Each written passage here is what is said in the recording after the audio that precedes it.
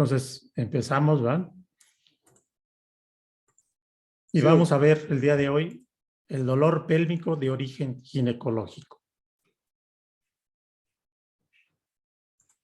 A ver, que no corre mi permita. ¿Qué es el dolor pélvico? Es el dolor que afecta la parte baja del abdomen. Puede ser agudo o crónico, dependiendo del tiempo de evolución. ¿Qué entendemos por dolor pélvico agudo? Constituye el motivo de consulta más frecuente en urgencias ginecológicas. Y lo vamos a entender como el dolor que afecta hipogastrio y o fosas ilíacas de menos de 1 a 6 semanas de evolución. Se considera que si un dolor es motivo de consulta de urgencia, es un dolor agudo. ¿Cuáles van a ser las principales causas? Entre el 10 al 50% de los casos de una paciente que nos llega con un dolor pélvico agudo va a ser secundario a una apendicitis aguda que no vamos a tratar en esta charla, al embarazo ectópico, al dolor pélvico sin causa orgánica detectada. A veces hacemos todo lo necesario y no encontramos la causa del dolor, a la torsión de uno de los anexos o a una infección pélvica aguda. El embarazo ectópico, la prevalencia en Francia, se considera que el 2% de todos los nacimientos, esa va a ser su frecuencia. El embarazo extrauterino representa el 25% de los dolores pélvicos agudos sometidos a la laparoscopía. En América del Norte representa el 2.6% de todos los embarazos y es responsable del 6% de las muertes maternas en el primer trimestre. Entonces, si estamos valorando una paciente que nos llega por dolor, que nos llega con una prueba positiva de embarazo, valoramos el útero y no encontramos nada en la cavidad intrauterina, entonces hay que irnos a los anexos. Entonces es común que encontremos esta imagen, vean cómo se ve una imagen anecoica con un halo ecogénico bien definido, entonces muy sugestivo de que se trata del saco gestacional. Entonces el embarazo está fuera de la matriz. La infección genital aguda, la frecuencia es difícil de estimar, ya que en muchos casos los síntomas son leves y el diagnóstico se hace hasta que hay secuelas. Se considera que el 5 al 14% de los casos que consultan por dolor pélvico agudo cursan con una infección genital aguda. Entonces, una paciente que tiene antecedentes de dispareunia, de dolor pélvico crónico, de leucorrea, muchas veces cursan con infertilidad. Entonces, vamos a valorar los anexos y es muy común que encontremos estas imágenes. Vean cómo se ve la trompa muy inflamada, una pared engrosada. Vean cómo se ve el contenido líquido que está ocupando la trompa. Vean cómo se ven múltiples ecos finos, muy sugestivo de detritus. Entonces, el cuadro clínico aunado a esas imágenes nos van a hacer el diagnóstico de una infección genital aguda. ¿Qué secuelas va a tener a largo plazo? Pues van a cursar esa paciente que tiene problemas inflamatorios de las trompas, va a tener a largo plazo infertilidad, puede ser la causa también de un embarazo ectópico, de un dolor pélvico crónico. Las mujeres jóvenes son las más afectadas. Las mayores de 40 años tienen más riesgo de infección genital aguda, complicadas con abscesos pélvicos. Entonces, una paciente con dolor pélvico crónico, con leucorrea, dispareunia, entonces vamos a valorar las trompas y encontramos luego estas imágenes, ¿no? La trompa, así como una trompetita, de paredes bien definidas, con contenido anecoico, ¿verdad? Muy característico de un hidrosalping, entonces una enfermedad inflamatoria pélvica crónica. ¿Qué pasa cuando hay una torsión de los anexos? En pacientes operados de urgencia, la frecuencia de torsión de anexos es de aproximadamente de 2.5 a 7.5% de los casos. Entonces, una paciente que nos llega con un dolor súbito, ¿verdad? Un dolor importante, con náuseas, vómito, no hay fiebre, ¿sí? Valoramos los anexos y encontramos una imagen de esas características, entonces es muy sugestivo de que se trata de una torsión de esa masa anexial que presenta. Es muy importante que tomemos en cuenta la inervación de la pelvis. ¿Por qué? Porque el plexo pélvico deriva del plexo parasimpático y va a irrigar la vagina, el cérvix, el istmo uterino, ligamentos uterosacros y fondos de saco de Douglas, parte inferior de ureteros, el trígono vesical y rectos sigmoides. El plexo hipogástrico, que deriva del plexo simpático, va a inervar el cuerpo uterino, el tercio proximal de trompas, ligamento ancho y cúpula vesical. El plexo aórtico, que proviene también del sistema parasimpático, que va a inervar los ovarios, la porción distal de trompas y ureteros retroligamentarios. ¿Por qué va a ser importante esto? Porque el dolor pélvico derivado del plexo pélvico se va a referir a la región sacra y perianal, incluso en la cara posterior de los miembros inferiores. El plexo hipogástrico, el dolor se va a referir a la zona pélvica de la pared abdominal anterior, limitada por las crestas ilíacas. El plexo aórtico, entonces, cuando está afectado este plexo, entonces se va a referir el dolor a las fosas ilíacas, flancos y fosas lumbares.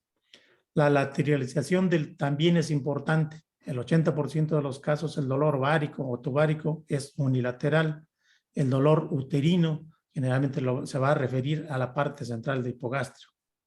Es importante que tomemos en cuenta también el modo de inicio del dolor, la duración de la evolución del mismo, la topografía del mismo, ¿verdad? Eso va a ser importante para valorar y darnos una idea de cuál va a ser el problema que nos tiene nuestra paciente.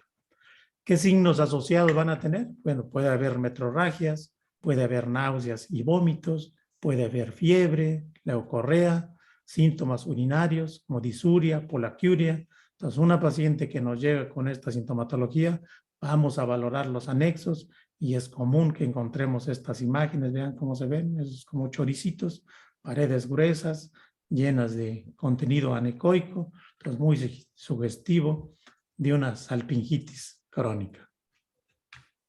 También nos puede llegar una paciente con unas imágenes de esas características, pacientes ya en la perimenopausia, que han tenido cuadros repetitivos de cervicovaginitis, pronto el orificio cervical externo se cierra, entonces se acumula la sangre menstrual dentro de la cavidad uterina. Vean, este es el endocervix, es un hematometra, la paciente llegó porque tenía un dolor muy importante. Entonces, ¿qué es lo que hacemos? Lo único que hacemos, vean, este es el cervix, está muy delgadito, muy corto.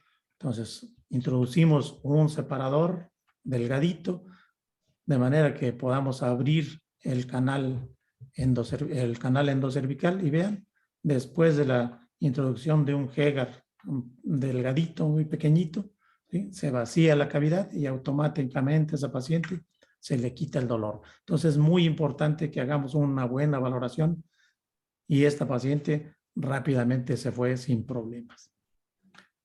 ¿Qué factores nos van a orientar al diagnóstico?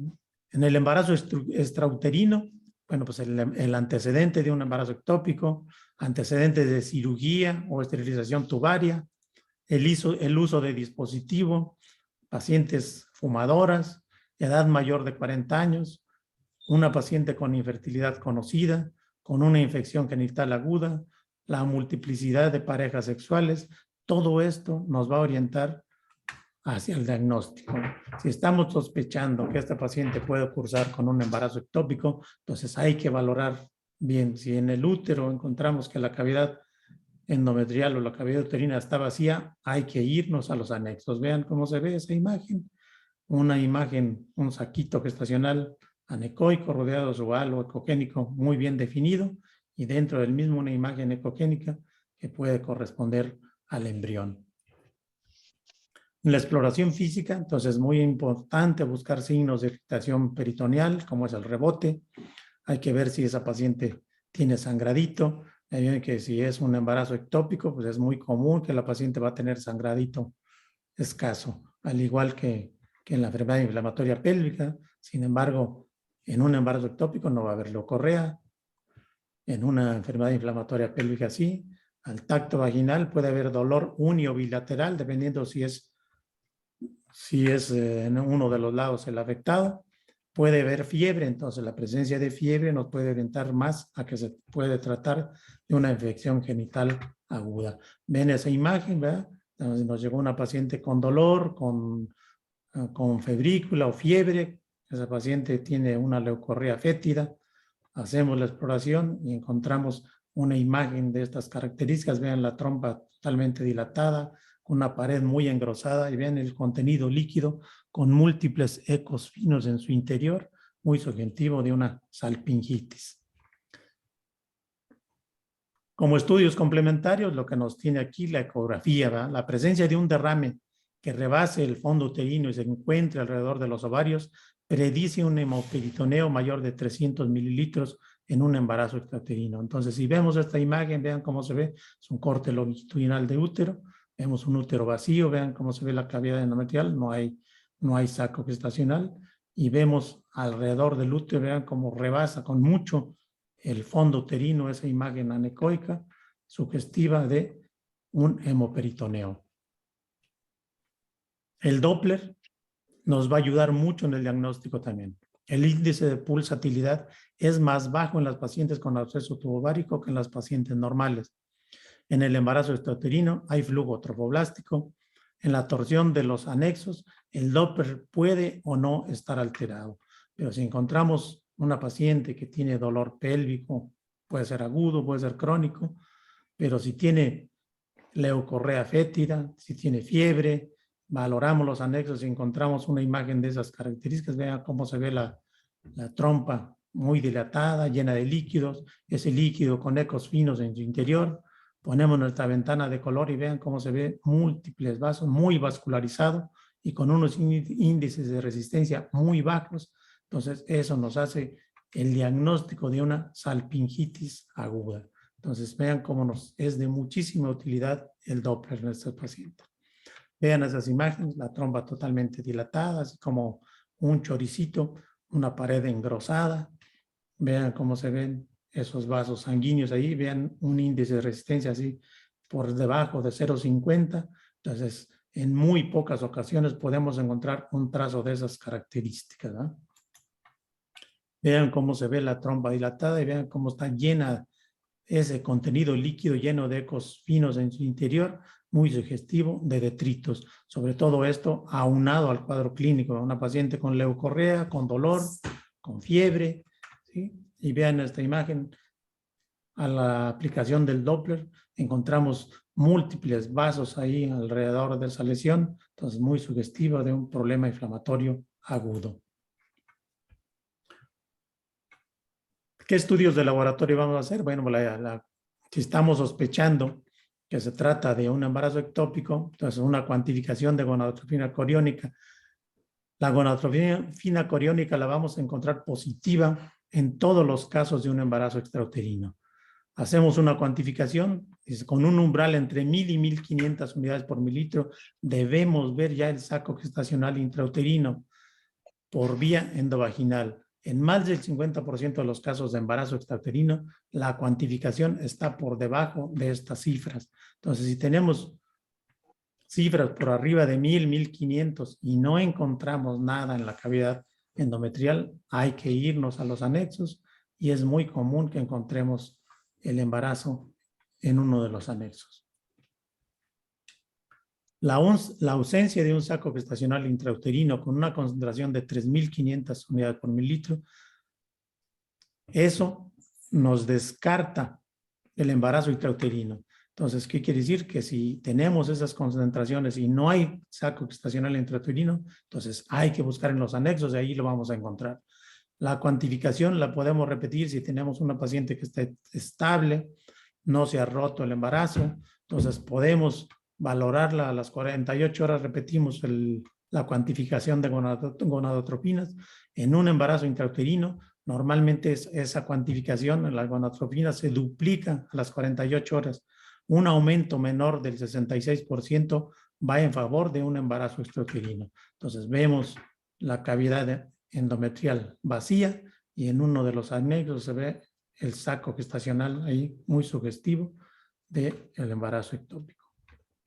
Entonces, si esa paciente nos llega con datos de irritación peritoneal, entonces vamos a valorar ¿sí? Y si encontramos que tiene líquido, está rebasando arriba del fondo uterino, entonces hay que irnos más arriba, hay que ver las correderas, vean cómo se ve esa imagen líquida, incluso hasta los espacios subfrénicos, ¿ve? Entonces esa paciente ya seguro que está cursando con datos de shock y nos va a llegar con hipotensión, taquicardia, con rebote positivo, o sea, esa paciente hay que operarla de urgencia, ¿sí?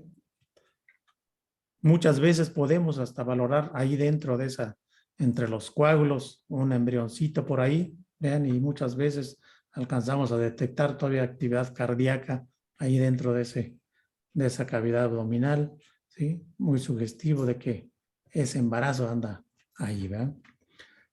Vean, este es el útero, está totalmente vacío, no hay nada en la cavidad uterina y en uno de los anexos encontramos el saco gestacional, ¿sí? Entonces, muy sugestivo de un embarazo ectópico. Vean, no hay nada en la cavidad endometrial y vean alrededor del útero cómo se ve esa imagen heterogénea, muy sugestiva de contenido hemático, ¿va? Coágulos que están rodeando al útero. En ocasiones podemos o valoramos un embarazo ectópico muy pequeñito, vean, este es el ovario, ¿sí? Y cómo se ve una imagen pequeñita, alrededor de unos 3, 4 centímetros, no alcanzamos a ver ahí el saco gestacional. ¿Por qué? Porque es la trompa que está ocupada por un coágulo, ¿sí? Esta era la pieza quirúrgica, vean, no estaba roto, pero la cuantificación de gonadotropinas era alta, una paciente que ya tiene 2, 3 hijos, entonces hay que hacer una salpingectomía para extirpar la trompa. En la torsión de los quistes, entonces vean esta imagen, entonces una paciente que nos llega con dolor pélvico súbito, sin fiebre, con náuseas, vómitos de poco tiempo de evolución. Entonces vemos en los anexos esta imagen, entonces lo más seguro es que se trata de una torsión de esa masa.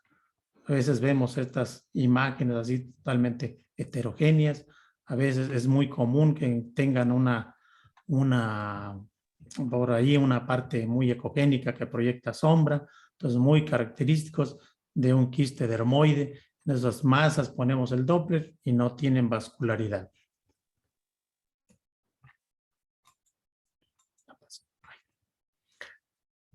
En el 3.5% de pacientes portadoras de una torsión tienen un teratoma quístico benigno. A veces también la ligadura tubaria aumenta el riesgo de una torsión de los anexos. Entonces, una paciente que nos llega con dolor importante, valoramos los anexos y encontramos luego imágenes de esas características. Entonces, eso nos hace sospechar que se trate de una torsión de los anexos. Vean esas masas, ¿sí? Totalmente más o menos de bordes no muy bien definidos, de cotextura heterogénea.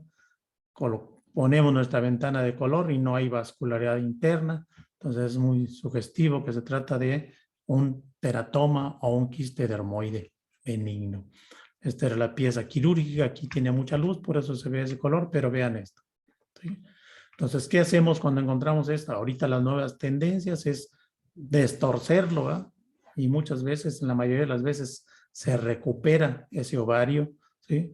¿Qué pasa si la paciente es multípara o si ya tiene paridad satisfecha? Pues es frecuente y más fácil, digamos, eliminar el ovario, pero lo ideal en pacientes que no tienen paridad satisfecha o que desean todavía conservar o que es el único ovario que le queda, ¿verdad? Porque por alguna causa ya le extirparon el otro, entonces hay que destorcerlo y la mayoría de las veces se recupera bien ese ovario.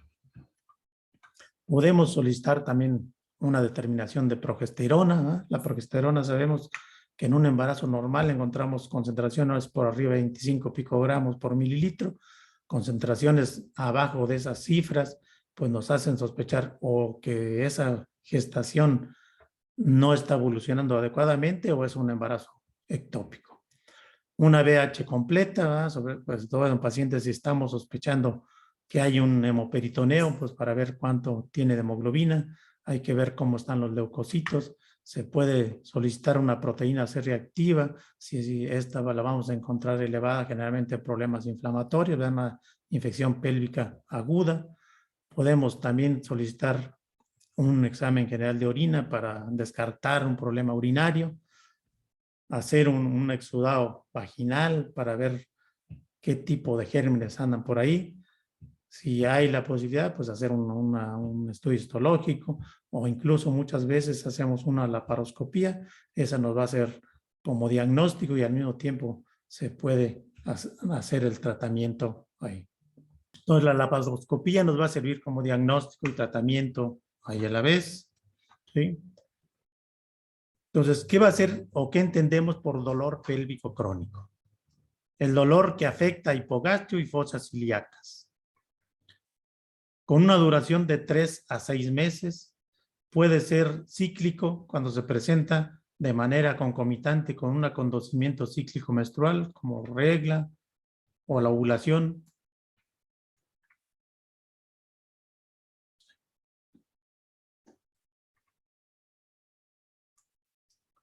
O puede ser secundaria de aparición tardía y aumenta con el tiempo. Esto generalmente es secundario a otro tipo de patología. Sí. ¿Te escuchas? ¿Sí te escuchan? ¿Sí me escuchan? Sí, doctor, sí lo escuchamos. Sí.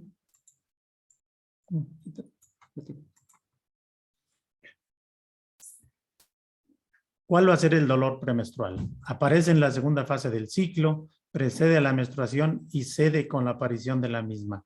Generalmente es de origen hormonal, se presenta en el 12% de las mujeres. Si tenemos una paciente que tiene dolor cíclico, que inicia a veces un día o dos antes de la menstruación, hacemos la exploración y vemos los ovarios de esas características. Esto es totalmente normal, ¿verdad? Y lo vamos a encontrar hasta en el 12% de las mujeres. El dolor pélvico no cíclico puede ser la dispareunia, ¿verdad? Que es el dolor que se presenta durante las relaciones sexuales.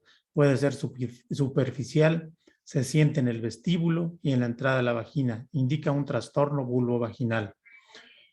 Puede ser profunda, ¿verdad? El dolor que aparece durante la penetración profunda se presenta en el 30% de las endometriosis y aumenta en la segunda fase del ciclo.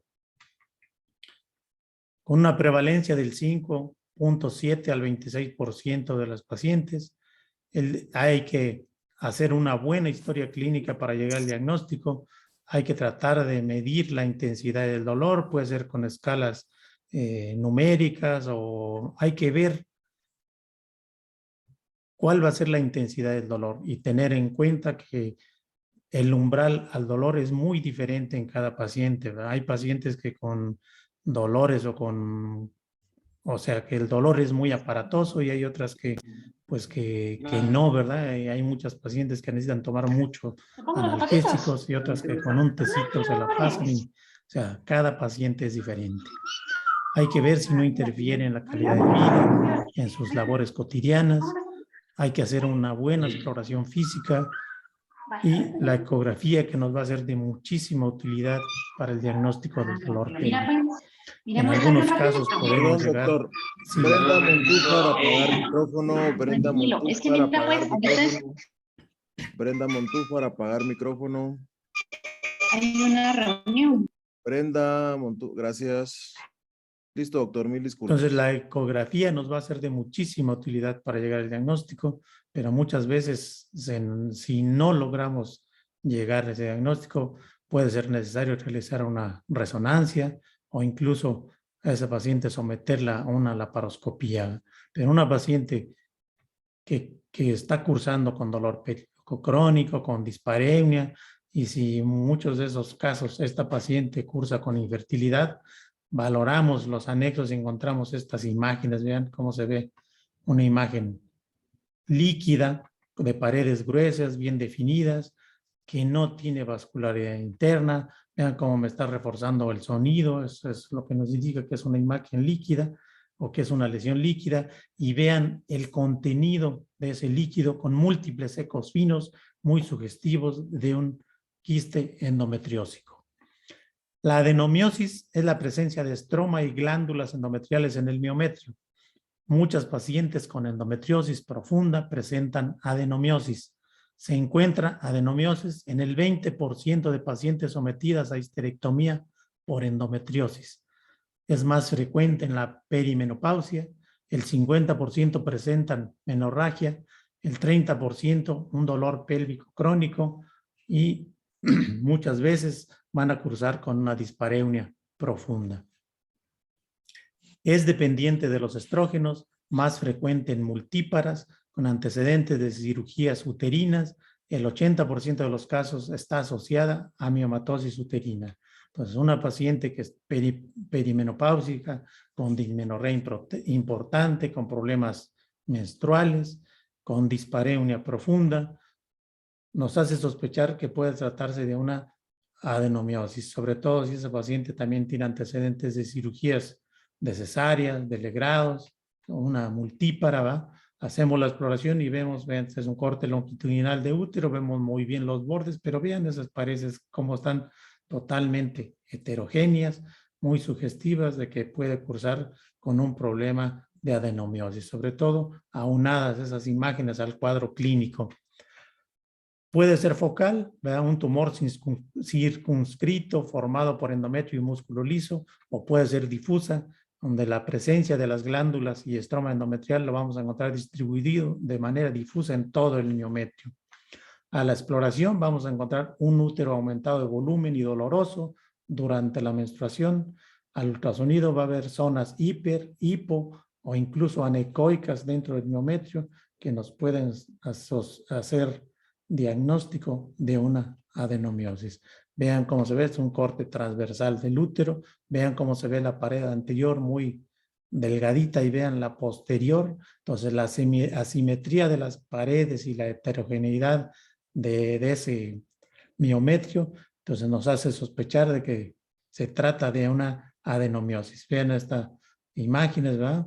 Totalmente heterogéneas, muy vascularizadas, entonces muy sospechoso de que se trata de una adenomiosis. Vean esa pared, un corte longitudinal de útero, vean cómo se ve totalmente heterogénea la pared y sobre todo estas imágenes aunadas al cuadro clínico, entonces muy sugestivas de que se trata de una adenomiosis. Vean esta otra imagen, vean cómo se ve un útero globoso con pared heterogénea, entonces muy sugestivas de que se trata de un problema de adenomiosis. Vean cómo se ve aquí una imagen bien delimitada, muy sugestiva de un adenomioma. Vean, es una endometriosis, adenomiosis o focal, que está solo en una parte del útero. A veces nos confundimos y hacemos el diagnóstico de un mioma y resulta que es un adenomioma. ¿Sí?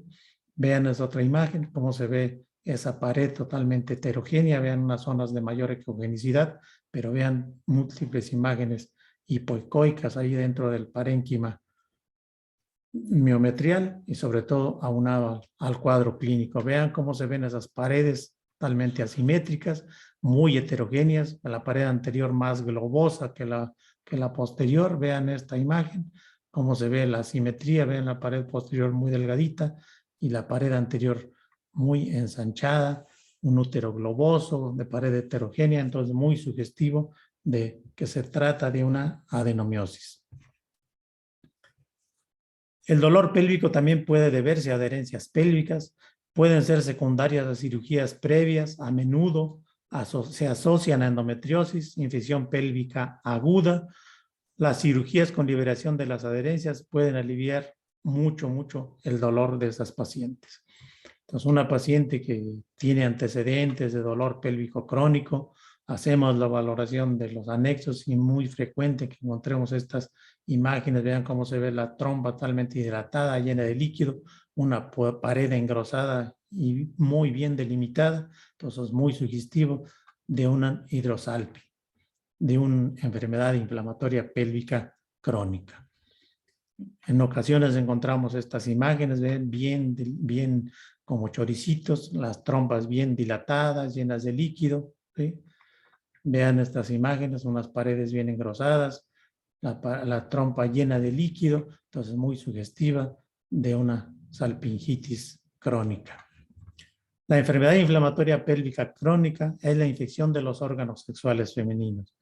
Va a ser secundaria a la propagación de las bacterias desde la vagina al útero, trompas y ovarios. Es un esquemita para que vean cómo se ve una trompa que está inflamada. Vean, esta es una trompa normal y vean la otra cómo se ve dilatada. ¿Por qué? Porque se cierra la fimbria, entonces se acumula líquido ahí dentro de la misma y eso hace que nos dé la imagen esa de un hidrosalpin, de una salpingitis. Entonces es muy característica esas imágenes de una enfermedad inflamatoria.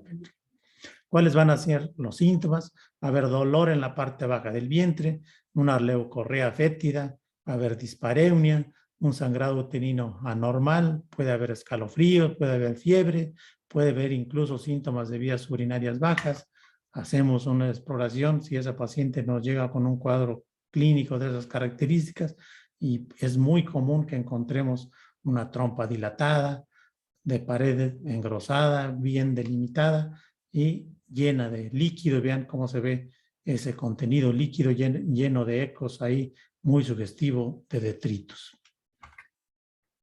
Esas imágenes, vean cómo se ven las trompas bien dilatadas, paredes bien definidas y llenas de contenido líquido. Vean cómo se ven bien definidas esas trompas bien dilatadas. Es un hidrosalpin, una enfermedad inflamatoria pélvica crónica. Vean cómo se ven las trompas bien delimitadas, sus paredes engrosadas, llenas de líquido. Y vean el contenido líquido muchas veces con múltiples ecos finos en su interior. Ven esas imágenes como serpentinas, ¿verdad? Las paredes bien engrosadas, llenas de líquido, muy sugestivas de un hidrosalpin. Vean esas imágenes, perdón, como choricitos, las trompas que están dilatadas, llenas de líquido. Vean esas paredes bien definidas. Pacientes que tienen múltiples parejas sexuales, que tienen relaciones sexuales sin protección, las pacientes que utilizan las duchas vaginales, con eso se arrastra todas las bacterias, vamos, los bacilos de Doderland, entonces eso predispone a que tengan infecciones más frecuentes, antecedentes de enfermedad inflamatoria pélvica, ¿sí? ¿Qué complicaciones va a tener una paciente que cursa con una enfermedad inflamatoria pélvica crónica? Pues va a ser más frecuente que esa paciente se embaraza, tenga un embarazo ectópico, puede cursar con infertilidad, con un dolor pélvico crónico, con un absceso tubovárico. ¿Cómo podemos prevenir eso? Bueno, pues tener relaciones sexuales con protección, no realizar duchas vaginales y, bueno, ¿sí me escuchan? Sí, doctor, sí lo escuchamos. Sí se le escucha, doctor, no hay problema. Bueno. Y dar tratamiento, ¿va? Su antibiótico-terapia a la pareja, ¿va? Tratando de cubrir los gérmenes que con más frecuencia dan este tipo de cuadros. La endometriosis afecta del 6 al 10% de las mujeres en edad reproductiva, al 50 al 60% de las mujeres con dolor pélvico crónico o con infertilidad. Se puede clasificar en superficial, profunda y ovárica. ¿Cuáles van a ser las causas de la endometriosis? Pues la más aceptada es la teoría de Samson, ¿va? De una menstruación retrógrada, los pacientes que durante el ciclo menstrual hay regurgitación o se va el sangrado menstrual hacia la cavidad peritoneal, entonces eso predispone a que haya implantes de tejido endometrial en la cavidad abdominal y de ahí se va a desarrollar la endometriosis. La teoría de la inducción, eso vemos que en la superficie del ovario pues va a haber células mesenquimatosas que en cualquier momento pueden desarrollar una endometriosis. Al igual que la teoría del desarrollo in situ, ¿va? En toda la cavidad peritoneal pues existen células totipotenciales que en cualquier momento pueden presentar o desarrollar tejido endometrial. ¿Cuáles van a ser los síntomas? Puede haber dismenorrea, dispareunia, dolor pélvico crónico, puede haber infertilidad, disuria, rectorragia. Entonces, una paciente que nos llega con un cuadro clínico con estas características, entonces hay que irnos a los ovarios y vean cómo vamos a encontrar esas imágenes. Un ovario con una imagen quística, es líquido, ¿verdad? Porque vean cómo me está reforzando el sonido, de pared gruesa, el contenido líquido con múltiples ecos finos y al Doppler no hay vascularidad interna, entonces es muy sugestivo de que esa imagen es un endometrioma. Vean esas imágenes. Esta paciente tenía como 3 meses que le habían quitado el ovario contralateral por un endometrioma y vean, a los 3 meses ya el otro ovario ya estaba de las mismas características. Entonces, una imagen líquida. ¿Por qué? Porque me está reforzando el sonido, pero ese contenido líquido es espeso. Vean cómo se ven múltiples ecos finos en su interior y la pared bien definida. Y muy importante, el Doppler. Vean cómo nos sirve y nos es de mucha utilidad. El Doppler va a ser negativo en esas masas quísticas. El diagnóstico, entonces, lo vamos a hacer con la historia clínica. Aunque el 10 al 15% de las pacientes son asintomáticas y vamos a hacer el diagnóstico, ¿verdad? Como un hallazgo a la exploración física y al realizar un ultrasonido endovaginal, muchas veces, si la paciente cursa con dolor importante, va a ser necesario hacer una resonancia magnética, ¿verdad? Si se trata de una endometriosis profunda, para ver hasta dónde está la invasión de ese tejido endometrial. Ven esas grandes imágenes quísticas de paredes bien definidas, engrosadas, con líquidas, por vean cómo me refuerza el sonido. Ese contenido líquido, vean, con múltiples ecos finos en su interior y lo más importante, no tiene vascularidad interna. Vean estas otras imágenes, ¿sí? Imagen líquida, me está reforzando el sonido. Y Doppler negativo, ese contenido líquido con múltiples ecos finos en su interior. Disculpe, Entonces, doctor, no se está viendo la imagen, perdone. bueno, La imagen se ve, posiblemente es un problema de señal. Híjole, no vi quién fue el que interrumpió, pero sí pero se ve la ¿sí se imagen. ve bien? Bueno. Sí Entonces vean cómo se ve estas imágenes muy, muy características de un endometrioma. Cuando vemos estas imágenes muy difíciles que nos van a olvidar, vean, son imágenes líquidas, está reforzando el sonido, vean ese contenido líquido con múltiples ecos finos en su interior y Doppler negativo. Vean cómo se ve la vascularidad solo en la periferia, en las paredes de esa masa anexial. Vean cómo se ve ese contenido líquido lleno de ecos finos, Doppler negativo. Entonces, muy características de un endometrioma. Vean esas imágenes, una vez que las vemos, luego no se nos olvidan. ¿Sí? ¿Cuál va a ser el tratamiento? El tratamiento, pues es una enfermedad multifactorial. Vamos a tratar de cumplir con esos objetivos, ¿va? Reducir o eliminar el dolor y mejorar la fertilidad. Debe ser el tratamiento individualizado dependiendo de cada paciente. Hay que decir o hacer, inducir a las pacientes a que hagan ejercicio, que lleven una dieta saludable, que eviten el alcohol, el tabaco, que todo esto va a predisponer a aumentar la sintomatología. El tratamiento médico, pues vamos a utilizar antiinflamatorios no esteroideos, anovulatorios. Todos los medicamentos que disminuyen el sangrado menstrual van a producir un alivio sintomático de los endometriomas o de la endometriosis.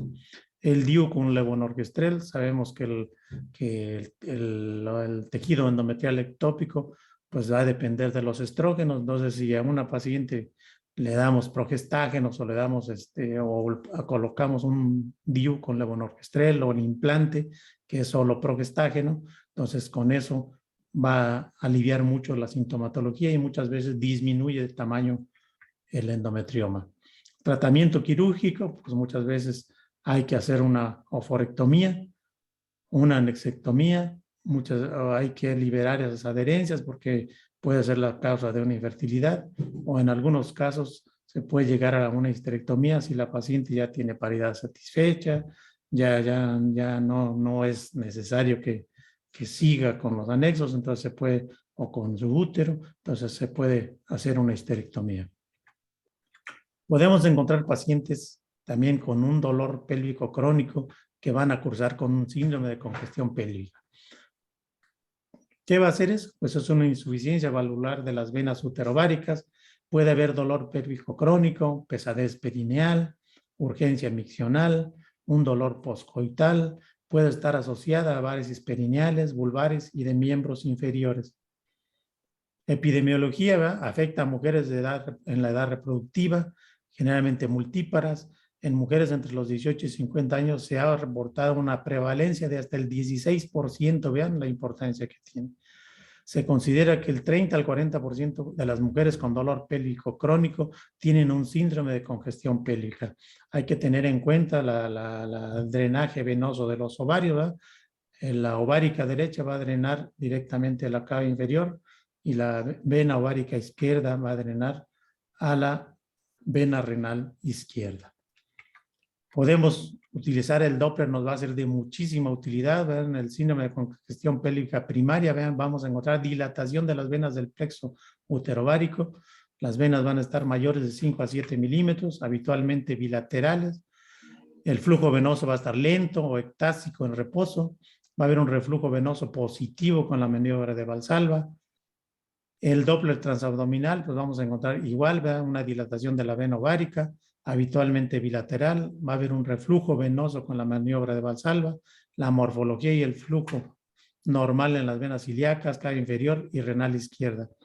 En el síndrome de congestión pélvica secundaria, pues el Doppler vamos a encontrar lo mismo, ¿verdad? Va a haber dilatación de ese plexo venoso de 5 a 7 milímetros de predominio izquierdo, el flujo venoso elevado en reposo, mayor de 5 centímetros por segundo, de predominio en las venas del plexo uterovárico izquierdo, disminución de la velocidad del flujo de Valsalva negativo o reflujo en la maniobra de Valsalva. Con el Doppler transabdominal, reflujo venoso gonadal espontáneo en reposo, signos morfológicos y hemodinámicos de compresión de la vena renal izquierda. Esto tiene importancia por el drenaje de la vena ovárica que va a llegar a la vena renal izquierda. Puede haber también fugas hacia venas pudendas, inguinales, ciáticas y glúteas. Ya vieron cómo es de muchísima utilidad el Doppler, ¿ven? Si tenemos una paciente que tiene un dolor pélvico crónico, valoramos los ovarios, se encuentran normales, no hay una hidrosalpinga, esa paciente no tiene leucorrea, pero al hacer la exploración encontramos todos esos vasos dilatados ahí en las regiones periuterinas, ¿verdad?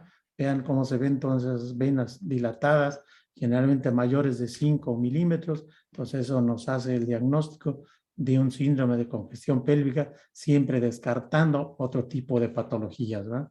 Entonces vean cómo se ven las venas totalmente dilatadas, ¿verdad? 9 milímetros el grosor de los vasos, entonces muy sugestivos de un síndrome de congestión pélvica, sobre todo en una paciente que está o que cursa con un dolor pélvico crónico. ¿Cuáles van a ser los factores de riesgo? Afecta solo a las mujeres, ¿verdad? Porque los embarazos van a predisponer a la dilatación de los plexos venosos. La edad promedio entre los 30 y 50 años, entre más embarazos, más riesgo de un síndrome de congestión pélvica. Puede haber también una disfunción hormonal o puede también deberse a un factor hereditario. Ahí ven que hay pacientes que nunca se han embarazado y tienen muchas varices, y hay pacientes que tienen muchos embarazos y no tienen problemas varicosos. Entonces, el factor hereditario también juega un factor bien importante. El diagnóstico, pues vamos a hacer con el Doppler, ¿va? Valorando los plexos periuterinos, ¿va? Vamos a ver los vasos uterováricos y ahí vamos a encontrar las venas dilatadas y eso nos hace el diagnóstico de un síndrome de congestión pélvica. Puede ser necesario realizar una angioTAC o una angioresonancia, ¿verdad? En algunos casos, pero con el Doppler nos va a hacer muchas veces el diagnóstico.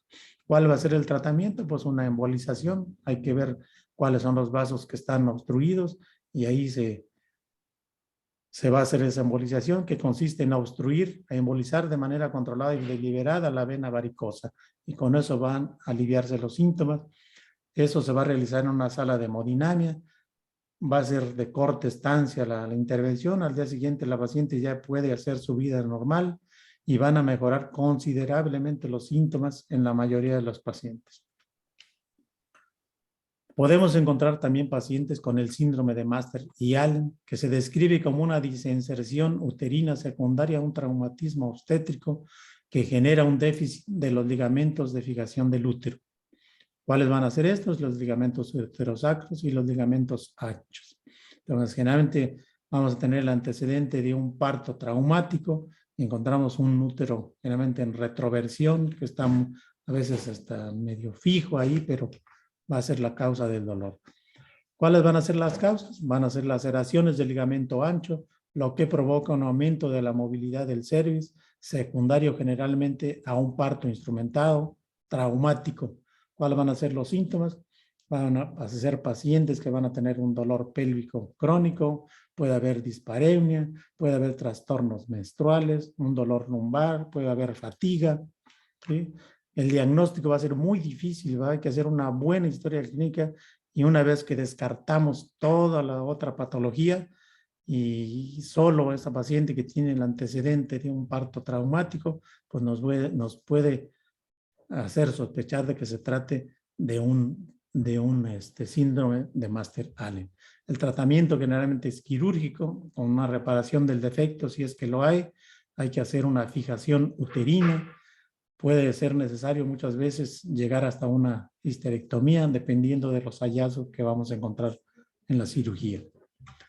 Entonces encontramos en esos pacientes un útero en retro, muy laxo, ¿va? Entonces eso nos hace sospechar y sobre todo el antecedente de un parto traumático que puede tratarse de un síndrome de Master-Allen. Podemos encontrar otras patologías que van a ser causantes de dolor pélvico crónico como esta, ¿va? Vean, este es un mioma pediculado que ya estaba prácticamente protruido del endocervix. Entonces los pacientes cursan con dolor crónico, generalmente porque esta imagen cursa como un cuerpo extraño, entonces el útero va a tener contracciones mucho más intensas, va a tener mucho más sangrado, ¿va? Para tratar de expulsar esa masa. Vean cómo se ve sus vasos que están nutriendo hasta acá, llega el cervix, ya está un poquito dilatado, que ya está queriendo expulsar a esa masa. Los miomas submucosos que ocupan la cavidad endometrial, vean ese gran mioma, entonces va a ser causante de dolor y va a ser causante de hemorragias importantes durante la menstruación. Vean esas imágenes. Entonces es un mioma submucoso, a veces más pequeños, a veces más grandes, pero pueden ser causas de dolor importante y dolor crónico. Vean esta otra imagen, vean cómo se ve, ¿sí? Un mioma que ya estaba prácticamente saliendo expulsándose de la cavidad uterina, ¿no? Entonces, mientras ese mioma es expulsado, va a causar un dolor importante en esa paciente. Podemos a veces hacer el diagnóstico de una mioma submucoso, ¿va? Haciendo una histerosonografía, pero hay que tener mucho cuidado, ¿va? Si una paciente que estamos sospechando que tiene una masa submucosa que puede ser un mioma y esa paciente no tiene OTB, nosotros hacemos una histerosono, entonces va a ser muy difícil que delimitemos bien la masa. ¿Por qué? Porque al introducir el líquido, ese líquido se va a ir a la cavidad abdominal, entonces nos puede provocar, si esa paciente tiene leucorrea crónica y todo, entonces nosotros vamos a provocar una enfermedad inflamatoria pélvica o una peritonitis, ¿verdad? Entonces, bien importante preguntar a la paciente si ya tiene su oclusión tubaria bilateral. Estas imágenes, vean cómo se ven imágenes ecogénicas, bien redonditas, heterogéneas y rodeadas de un halo hipocoico. Entonces es muy sugestiva este paciente que se trate de un pólipo endometrial, que puede ser muchas veces también la causa de un dolor pélvico crónico y hemorragias escasas, ¿verdad? Con ciclos menstruales prolongados, con sangrados escasos, oscuros. Vean cómo se delimita bien la imagen, ¿verdad? Que se encuentra en cavidad endometrial, entonces muy sugestivo. Se trata de un pólipo endometrial. Ven estas lesiones, más o menos isoecoicas con el parénquima miometrial. Entonces, lo más probable es que esta lesión o es un mioma o es un pólipo endometrial, vean su vaso nutricio. Entonces, es muy difícil hacer el diagnóstico diferencial entre un mioma y su mucoso y un pólipo, ¿va? Viendo esas características, vean cómo se ve muy isoecoico con la pared del miometrio. Vean esta otra imagen, esta es de mayor ecogenicidad, pero vean rodeado de su halo hipoecoico con su vaso nutricio, muy sugestivo de que puede tratarse de un pólipo endometrial. Pues muchas gracias, ojalá que sea de utilidad y si hay alguna pregunta, Con todo gusto. Estamos a sus órdenes.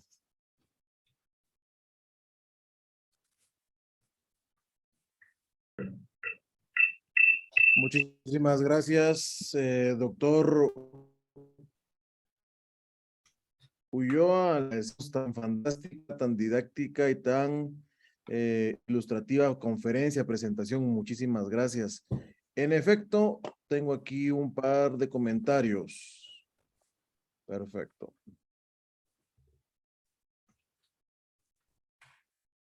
Me pregunta si podría hacer algún comentario sobre teratomas en anexos como causa de dolor. Ok, tenemos un problema de conexión con el doctor. Doctor Ulloa, ¿me escucha? Sí, te escucho. Ay, sí, lo escuché también, ya lo recuperé. Teratomas en anexos. Sí, la vimos que Preguntan, Ajá. Generalmente cuando hay una torsión de uno de los anexos, al hacer la exploración, es muy común que encontremos esas imágenes sugestivas de que es un teratoma. Ahí vimos que los tumores, o sea, los teratomas o quistes dermoides, son los tumores más frecuentes encontrados en pacientes jóvenes, ¿verdad? Entonces, por frecuencia, lo más común es que si hay una masa anexial sugestiva de un teratoma, entonces los tumores más frecuentes encontrados en pacientes jóvenes. Entonces es muy común que si hay una torsión de los anexos, pues uno de las causas va a ser un quiste dermoide o un teratoma benigno.